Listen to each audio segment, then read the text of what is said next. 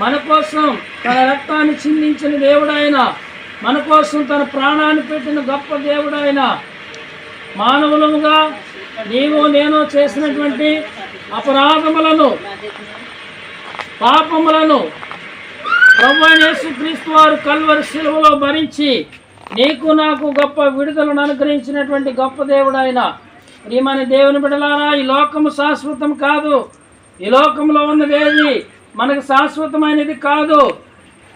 దేవుడే మనకి శాశ్వతమైన వాడు. ప్రియమైన దేవుని బిడ్డలారా, దేవుని యందు మనం నమ్మికించి విశ్వాసం ఉంచి ఆయనకి ఇష్టమైన బిడ్డలముగా మనం జీవించినట్లయితే ఇదిగో మనకంటూ దేవాది దేవుడు ఒక చక్కటి పరలోక రాజ్యాన్ని మన కొరకు సిద్ధపరిచి ఉన్నాడు.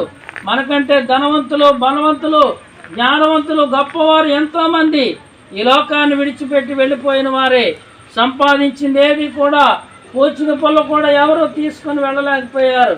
ప్రియమైన దేవుని బిడ్డలారా, కాబట్టి ఈ లోకంలో మనం ఉండగానే దేవుని యందు భయభక్తులు గలవారమై దేవునికి ఇష్టమైన బిడ్డలముగా మనం జీవించినట్లయితే రేపటి దినాన మన స్థానము దేవుని దగ్గర ఉంటుందని మీకు అందరికీ కూడా వాక్యపూర్వకంగా తెలియజేస్తూ ఉన్నాను.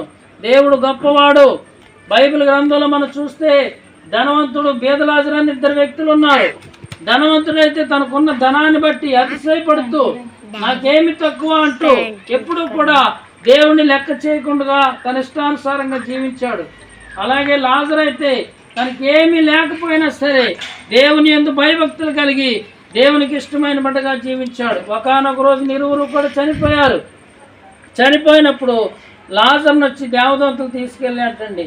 ధనవంతుడైతే నరకంలో యాతన పడతా ఉన్నాడంట. ఎందుకంటే ధనవంతుడు దేవుని నమ్మలేదు కాబట్టి, దేవుని యందు విశ్వాసం ఉంచలేదు కాబట్టి, దేవుని ఎడల భయభక్తులు కలిగి జీవించలేదు కాబట్టి అతడు భయంకరమైన నరకాగ్నిలో యాతన పడుతూ ఉన్నాడంటండి. లాజరు అయితే మరి దేవుని యందు భయభక్తులు కలిగి దేవుని నమ్మి దేవునికి ఇష్టంగా జీవించాడు కాబట్టి పరలోక రాజ్యములో సుఖమును అనుభవిస్తా ఉన్నాడంటండి. దేవుని యొక్క సంతోషంలో పాలు పంపులు పొందుతా ఉన్నాడంటండి. ప్రియమైన దేవుని బిడ్డలారా, ఎంతో మందిని చూస్తూ ఉన్నాం మనం. ఈ లోకం మనకు శాశ్వతమైనది కాదు. ఈ లోకంలో ఉన్నది ఏది మనకు శాశ్వతమైనది కాదు.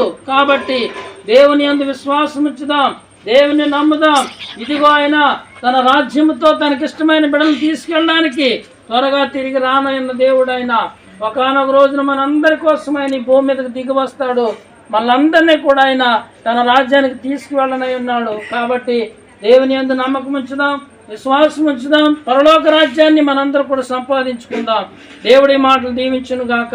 ఆమేన్.